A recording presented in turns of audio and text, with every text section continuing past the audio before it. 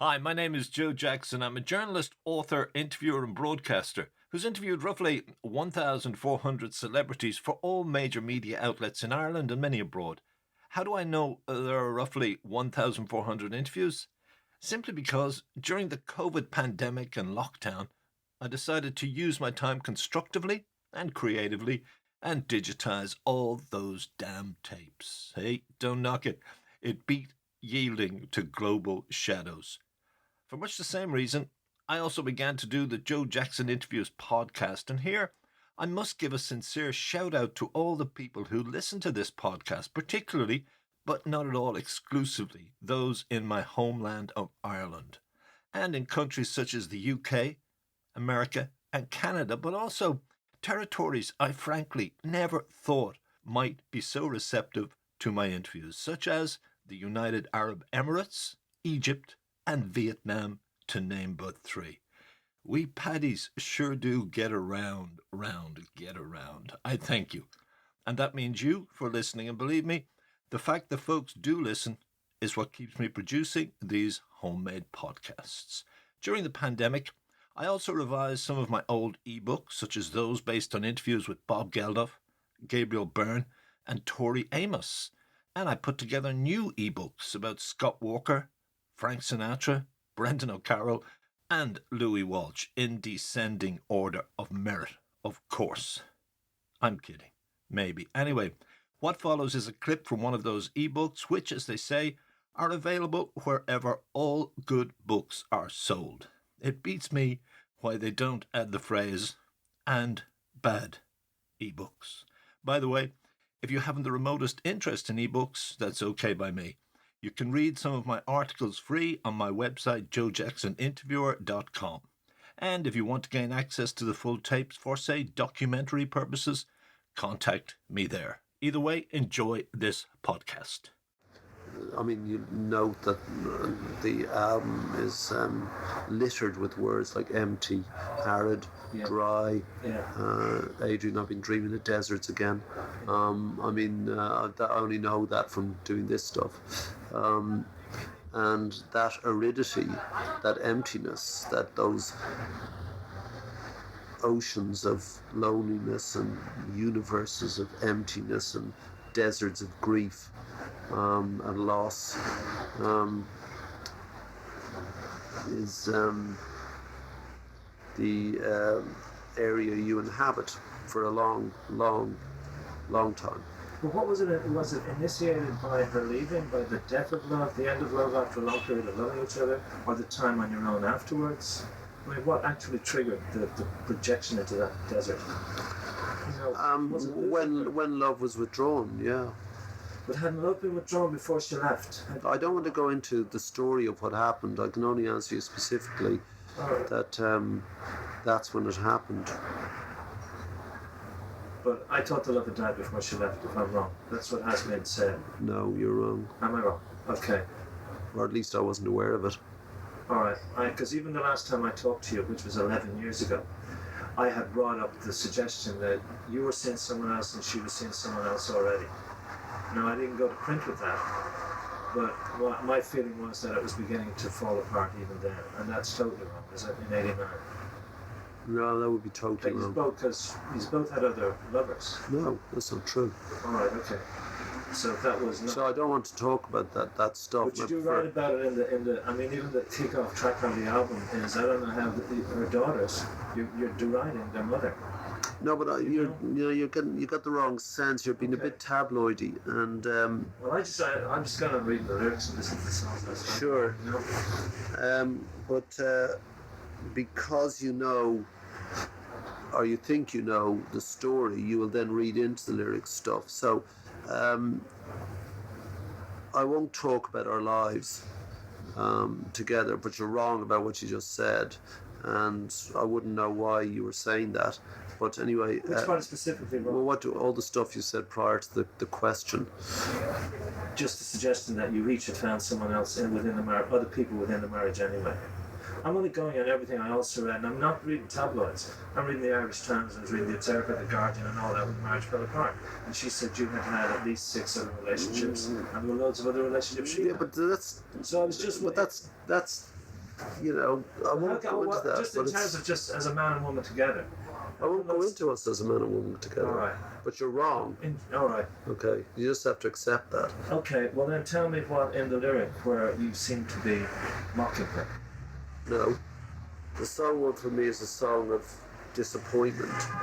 You're with, you understand totally someone who, more than any other person on the planet, and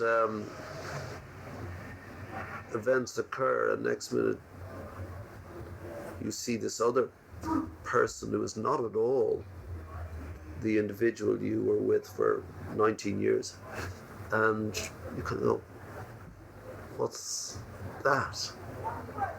What about the grace and the joy and the light? That's so disappointing. And that's what the lyric. That's the atmosphere. The record is about.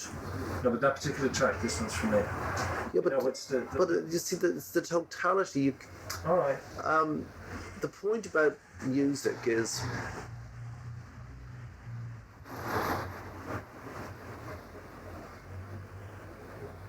I can't talk about the stuff. Literally, I can't talk about it. It's unsayable for me.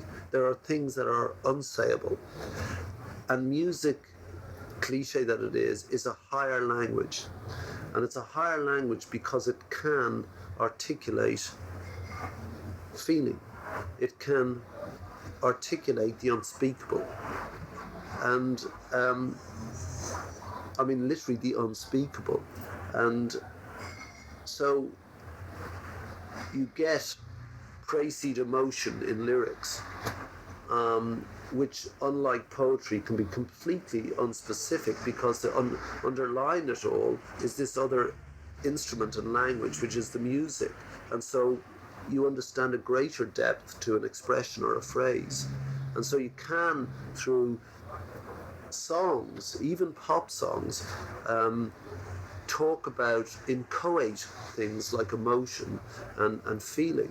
And so when I say to you the record is about grief, loss, pain, disappointment, bewilderment, anger, that's what it is. And you can wrap them up in songs and say that's what like one for me, without a shadow of a doubt, and I'm not being coy, is about disappointment, you know. You don't like me asking you questions. If I ask specific questions about Jan, which is a love song, but no, 10:15 is. 10:15, I keep my misnaming it. Okay, 10:15 is a love song. And a song of solace and redemption. No, but you answer that. But if I bring up questions about which people are already hooking into lyrics about inside your head, or I'll tell you if you're right or wrong. Yeah, no, but just that idea. The idea that you were saying that you don't take your clothes off for too long for or whatever the famous quoting. I'm sorry, I'll put it right in the article. Yeah, more or less. That's kind of, and mutton dressed up as lamb in ghostly guises. Everybody will have to see Paula. I'm just asking you, and her daughters will see Paula. I'm just asking you explain that to. Well, the girls listen. Well, so what? That's not your business, But I mean, the point is that the kids hear the record, and they think it's just a bunch of songs by Dad who's shite anyway, And they say and they were all there when I was doing this video thing, and they were taking snaps and stuff like that, and they don't relate to that at all. If he doesn't break down the lyrics and say, "Dad, what does this mean?" No.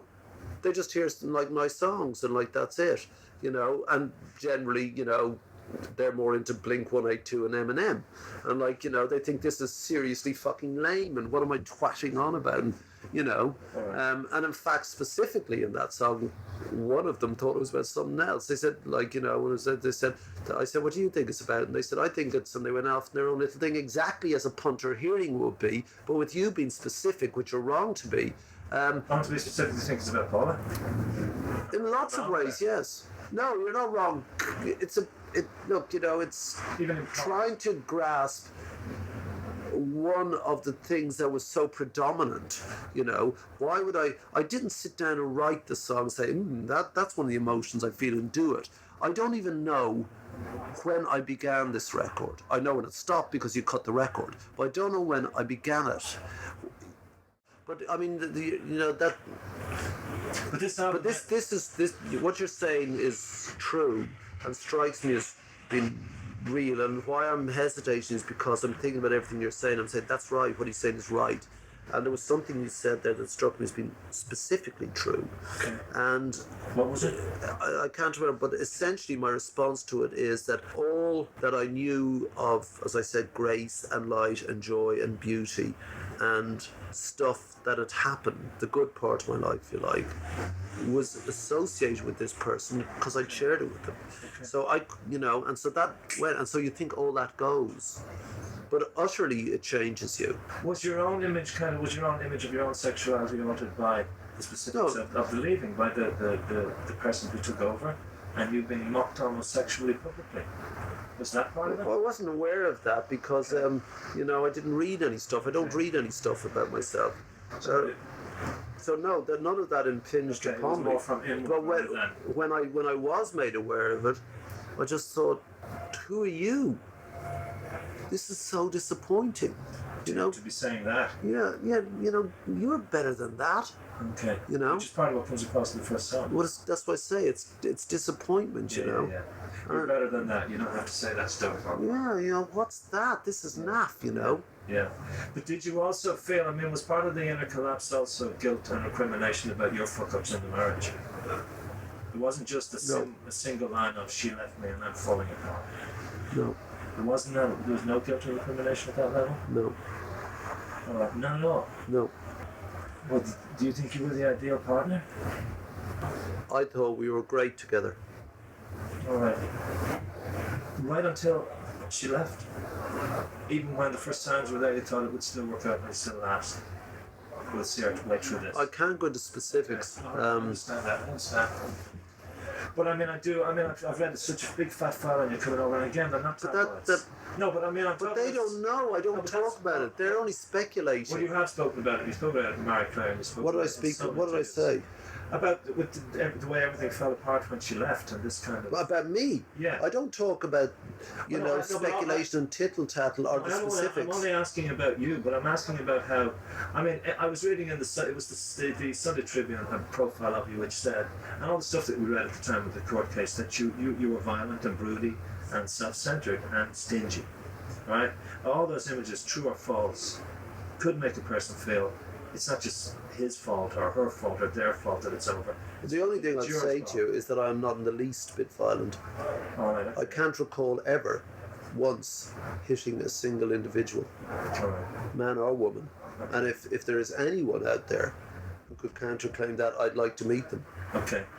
Violent towards yourself, though. Some people see the sinking into morbid depression. No, to be specific, are you talking about physical violence? No, you've thrown that out the window, so I rejected immediately too. No, I'm talking about withdrawal within a loving relationship, sinking into yourself.